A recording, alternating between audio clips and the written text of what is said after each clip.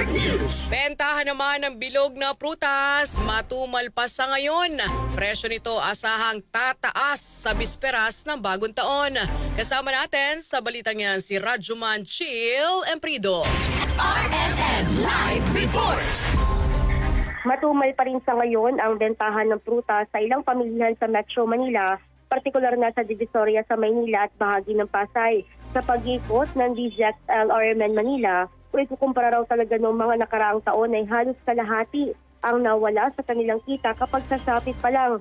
Itong unang linggo ng Disyembre, ayon kay Lito Minerva, tendero ng bultuhan na prutas sa sobrang tumal ay nabubulukan na lamang sila ng ilang prutas na mitya ng pagkalugi. Kung dati rin daw ay maramihan kung bumili ang kanilang mga suki, ngayon ay 1 hanggang 2 box na lamang ng prutas ang kinukuha nila dahil sa tumal pa rin ng bentahan.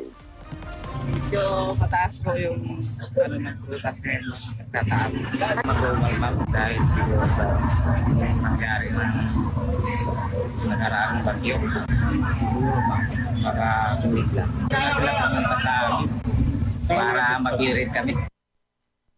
Sa ngayon, bahagyan ng tumaas ang presyo ng prutas pero asahan sa bisperas ng bagong taon ay mas magtataas pa ito. Ang kiyat-kiyat nasa 100 pesos to 140 pesos per tali. Yung ubas naman nasa 220 pesos hanggang 300 pesos ang seedless.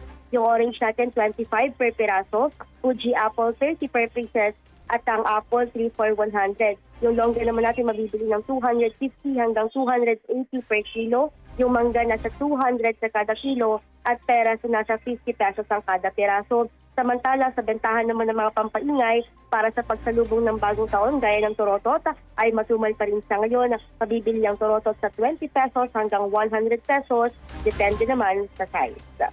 Kasama mo sa DZXL RMN Manila, Rajuman Chill Emprido, sa Top RMN. RMN Network News.